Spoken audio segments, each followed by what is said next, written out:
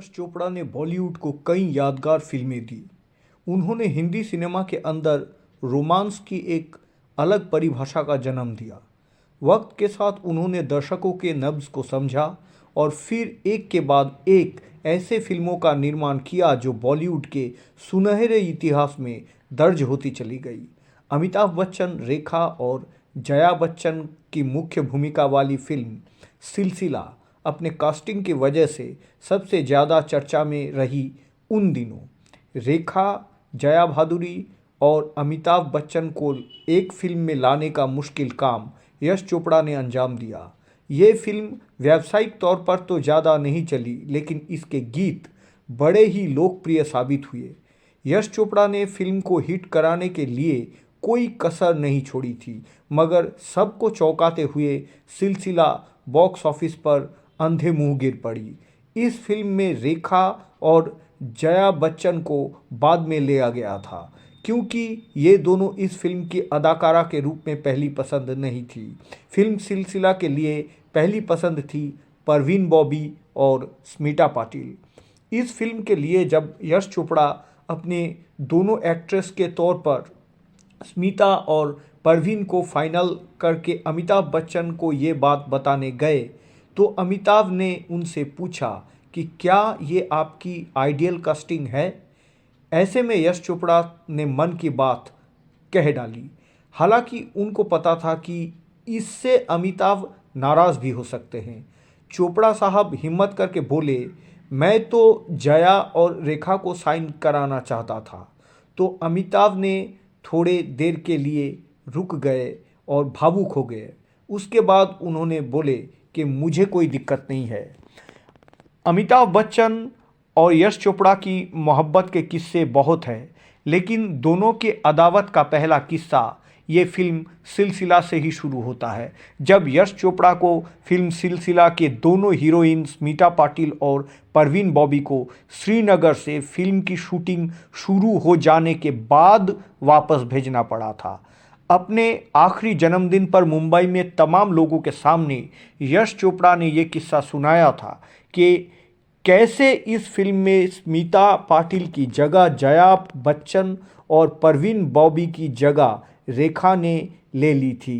परवीन बॉबी ने तो खैर इस बात के लिए उफ भी तक नहीं कही, क्योंकि दिल टूटने को तो उनकी आदत से हो चुकी थी। स्मिता पाटिल इस बात को लेकर अरसे तक अमिताभ बच्चन और यश चोपड़ा दोनों से नाराज़ रही कि दोनों ने ये बात उनसे खुद क्यों नहीं कही। बताते हैं कि फैसला स्मिता पाटिल तक पहुंचाने के लिए यश चोपड़ा ने शशि कपूर की मदद ली थी। फिल्म की शूटिंग से पहले यश चोपड़ा ने रेखा और जया बच्चन से ये वादा लिया था कि शूटिंग के वक्त दोनों के बीच सब कुछ ठीक ठाक रहनी चाहिए। वो कोई भी कंट्रोवर्सी नहीं चाहते हैं, और ऐसा हुआ भी। शूट के दौरान रेखा और जया बच्चन ने निर्देशक को दिया अपना वादा निभाया। रेखा और अमिताभ की बात करें तो दोनों की पहली मुलाकात फिल्म दो अनजाने फिल्म के सेट पर हुई थी। मीडिया रिपोर्ट्स की माने तो ऐसी फिल्म से दोनों के बीच नज़दीकियाँ बढ़ने लगी। दोनों की जोड़ी कई फिल्मों में दिखी। दर्शकों ने इस जोड़ी को खूब पसंद किया। फिल्म सिलसिला में अमिताभ बच्चन, रेखा और जया बच्चन की तिकड़ी काम कर रही थी। साथ में शशि कपूर और संजीव कुमार भी थे। अमिताभ जया से शादी कर चुके थे, लेकिन उनकी और रेखा की नज़दीकियों की खबरें लगभग हर दिन अखबारों पे और मैगज़ीन पे छपती थी। ऐसी कोई पत्रिका नहीं थी जिनमें दोनों का अफेयर की खबरें ना छपी हो। ये अफवाह भी फैली थी कि रेखा के कारण अमिताभ बच्चन के परिवार में बेहद अशांति फैली थी। शादीशुदा आदमी से प्यार करने के अपराध के कारण रेखा उस वक्त खलनायिका बन चुकी थी। कुछ ऐसे स्थिति में 1981 में रिलीज़ हुई सिलसिला अमिताभ बच्चन की 55वां फिल्म थी। दर्शकों को आकर्षित करने के लिए फिल्म में जो चीज़ें ज़रूरी होती है, सिलसिला में वो कुछ ज़्यादा ही थी। ये अमिताभ और रेखा की आखिरी फिल्म थी जिसमें दोनों ने एक साथ काम किया। सुहाग, मुकद्दर का सिकंदर, राम बलराम जैसे फिल्मों में रेखा और अमिताभ ने साथ काम किया। जहां अफेयर की खबरें चारों ओर फैल रही थी, वहीं अमिताभ इस पर चुप्पी साधे हुए थे। उन्होंने कभी भी खुलकर इस रिश्ते को कबूल नहीं किया, लेकिन रेखा उनका ध्यान खींचने के लिए कुछ न कुछ करती रहती थी। ऐसे ही रेखा ने एक बड़ा कदम उठाया। 1984 में फिल्म फेयर को दिए हुए एक इंटरव्यू के दौरान रेखा ने बड़ा खुलासा किया। उन्होंने कहा कि किसी को इसकी फिक्र नहीं कि मैं क्या चाहती हूँ, मैं तो दूसरी औरत हूँ ना। सौम्या बंदोपाध्याय की लिखी हुई किताब अमिताभ बच्चन के बारे में सबसे ऑथेंटिक बायोग्राफी माना जाता है। इस किताब में सौम्या ने अमिताभ बच्चन और सिलसिला के कास्टिंग और फिल्म से जुड़ी कई बात बताई है। यश चोपड़ा की फिल्म सिलसिला के लिए जावेद अख्तर ने पहली बार कोई फिल्म का गाना लिखा था। उस समय जावेद अख्तर केवल कविताएं लिखते थे और उसी के लिए वो फेमस थे।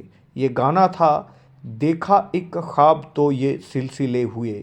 ये गाना बहुत बड़ा हिट हुआ था, जिसके बाद से जावेद अख्तर ने लिरिक्स भी लिखने शुरू कर दिए। सिलसिला फिल्म महंगी थी, साथ ही इसके स्टार कास्ट ने इस फिल्म को और महंगा बना दिया था। मेकर्स को उम्मीद थी कि सिनेमा घरों में ये फिल्म अच्छा परफॉर्म करेगी, लेकिन सिलसिला नहीं चली। सिलसिला में खर्च कितने हुए, पैसे वसूल हुए या नहीं, ये यश चोपड़ा के लिए कोई बड़ी बात नहीं थी।